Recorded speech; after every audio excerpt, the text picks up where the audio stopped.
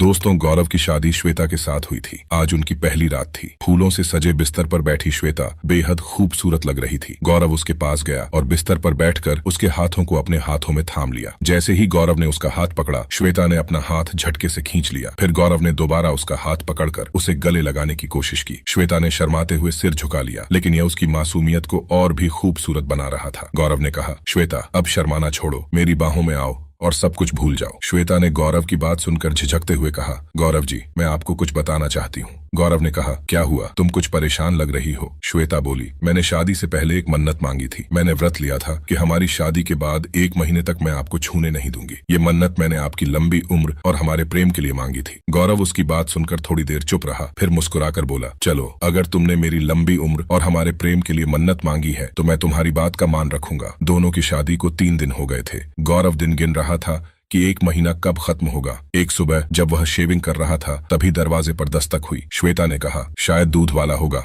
मैं देखती हूँ। श्वेता ने दरवाजा खोला और दूध वाले से दूध लेने लगी। जब उसने दूध का बर्तन उठाने के लिए हाथ बढ़ाया तो उसने जानबूझकर दूध वाले के हाथ पर अपना हाथ रगड़ दिया। दूध वाला चौंक गया और श्वेता की ओर देखकर बोला, मालकिन, सब ठीक तो है? श्वेता मुस्कुराई और बोली, हाँ, सब ठीक है, तुम अपना काम करो। दूध वाला हैरान परेशान वहां से चला गया। पूरे रास्ते वह यही सोचता रहा, गौरव जी की शादी गलत लड़की से हो गई है। शादी को अभी 3 दिन ही हुए हैं और मालकिन पराये मर्दों से इस तरह बात कर रही है। घोर कलयुग आ गया है। अब एक दिन गौरव सुबह ऑफिस जाने के लिए तैयार हो रहा था। श्वेता ने उसे मुस्कुराते हुए टिफिन दिया और दरवाजे तक विदा करने आई। जल्दी आना, उसने धीरे से कहा। गौरव मुस्कुराते हुए ऑफिस चला गया। कुछ समय बाद कपड़े लेने के लिए धोबी रघुनाथ घर आया। श्वेता ने अलमारी से कपड़े निकालकर उसके सामने रख दिए, लेकिन कपड़े देते वक्त श्वेता का अंदाज कुछ ऐसा था कि रघुनाथ असहज हो गया। उसने सोचा कि शायद उसे कुछ गलतफहमी हो रही है। जब रघुनाथ कपड़े लेकर जाने लगा तो श्वेता ने मुस्कुराते हुए कहा, अच्छे से धुलाई करना, नहीं तो तुम्हें फिर से बुलाना पड़ेगा। रघुनाथ ये सुनकर थोड़ा अजीब महसूस करने लगा। उसने सोचा कि पिछले दिनों दूध वाले पंकज के साथ जो हुआ वह भी उसके साथ ही न हो रहा हो। अब धीरे धीरे मोहल्ले में यह बात फैलने लगी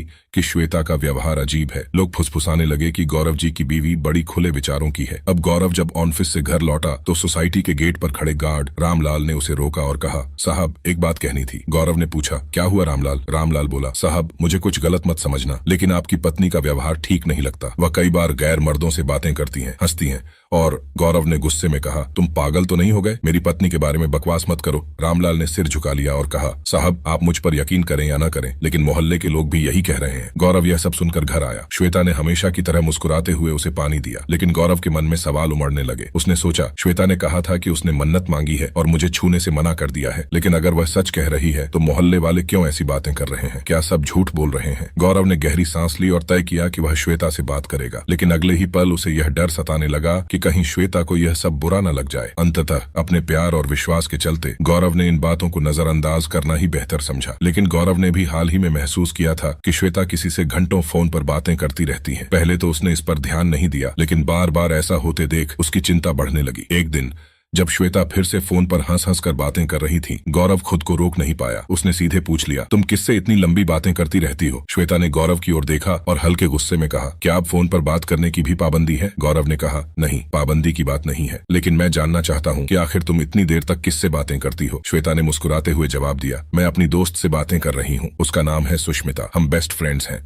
मेरी शादी हो गई और मैं यहाँ दिल्ली में हूँ, जबकि वह शादी करके दुबई चली गई। अब हमारा मिलना तो मुमकिन नहीं है, इसलिए फोन पर बातें करते हैं। गौरव ने थोड़ा शक भरे लहजे में कहा, अगर तुम्हें मेरी बात पर बुरा लग रहा है तो मुझसे सच्चाई छुपाने की जरूरत नहीं। श्वेता ने झुंझलाते हुए फोन उसकी ओर बढ़ाया और कहा, अगर तुम्हें मेरी बात पर यकीन नहीं हो रहा तो खुद बात कर लो मेरी दोस्त से। गौरव ने सिर झुका लिया और फोन लेने से मना कर दिया। उसने धीमे स्वर में कहा, नहीं, मेरी गलती है, मुझे तुमसे ऐसे सवाल नहीं करने चाहिए थे। मन ही मन गौरव को बहुत दुख हुआ। उसने सोचा, मैंने अपनी पत्नी पर शक किया, ये मेरी ही गलती है। वो बेचारी तो मेरी लंबी उम्र के लिए मन्नत मांग रही है और मैं उस पर भरोसा नहीं कर पा रहा हूँ। क्या हो गया है मुझे? गौरव ने हाल ही में खुद को अपनी ही सोच के खिलाफ जाते हुए पत्नी श्वेता से माफी मांगी थी। वह खुद को बहुत बुरा इंसान मान रहा था। उसने सोचा, श्वेता ने अपना सब कुछ छोड़कर मेरे पास आने का फैसला किया और मैं उसकी ईमानदारी पर शक कर रहा हूँ। मुझे उसे खुश रखना चाहिए। श्वेता ने गौरव के माफी मांगने पर कोई प्रतिक्रिया नहीं दी और सामान्य व्यवहार करने लगी। अब एक रात की घटना, रात का समय था। गौरव गहरी नींद में सो रहा था। तभी श्वेता धीरे से बिस्तर से उठी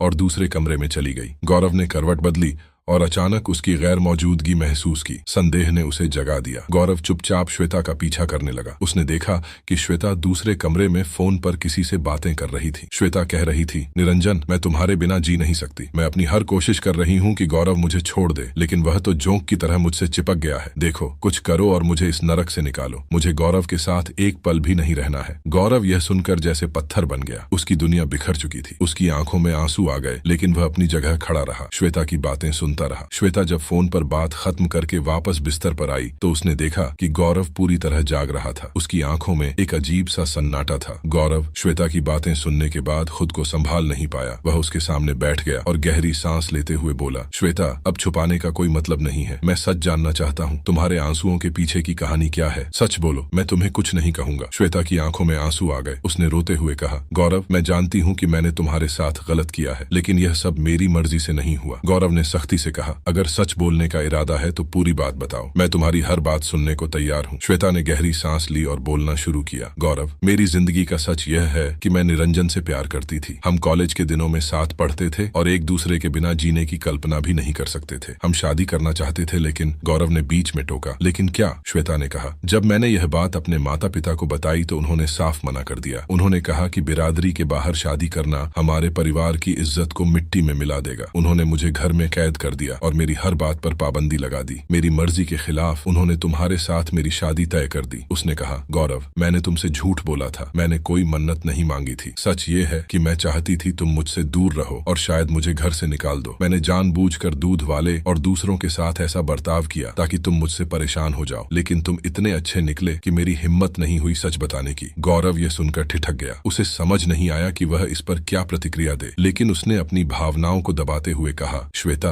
अगर तुम मुझसे नफरत करती हो तो यह शादी क्यों स्वीकार की? श्वेता ने सिर झुकाते हुए कहा, मैं मजबूर थी। मेरे घर वालों ने मेरी मर्जी के खिलाफ यह शादी करवाई। मैं अब भी किसी और से प्यार करती हूँ। गौरव ने यह सुनकर खुद को शांत रखा। उसने कहा, जो हो गया उसे बदल नहीं सकते, लेकिन मैं तुम्हारे साथ जबरदस्ती नहीं करना चाहता। अगर तुम खुश नहीं हो तो तुम अपनी राह चुन सकती हो। अगले ही दिन जब श्वेता फोन पर अपने प्रेमी निरंजन को अपनी खुशी जाहिर कर रही थी, तभी घर का भारी झूमर टूटकर उसके ऊपर गिर पड़ा। श्वेता बुरी तरह घायल हो गई। खून से लथपथ श्वेता को देखकर गौरव घबरा गया। वह तुरंत उसे अस्पताल लेकर भागा। डॉक्टरों ने बताया कि श्वेता की हालत गंभीर है और उसे खून चढ़ाना पड़ेगा। गौरव ने बिना कुछ सोचे समझे अपना खून दिया। अगले 1 महीने तक श्वेता अस्पताल में रही। इस दौरान गौरव ने उसकी सेवा में कोई कसर नहीं छोड़ी। वह बच्चों की तरह श्वेता का ख्याल रखता, उसे समय पर दवाई और खाना देता और जब तक वह सो नहीं जाती उसके सिरहाने बैठा रहता। धीरे धीरे श्वेता को महसूस होने लगा कि गौरव का प्यार कितना सच्चा है। एक रात जब दोनों साथ बैठे थे, गौतम ने श्वेता से शांत स्वर में कहा, श्वेता, मैं जानता हूँ कि तुमने मुझसे बहुत कुछ छुपाया और तुम्हारे दिल में किसी और के लिए जगह है, लेकिन मैं तुमसे कुछ नहीं छीनूंगा। अगर तुम्हें लगे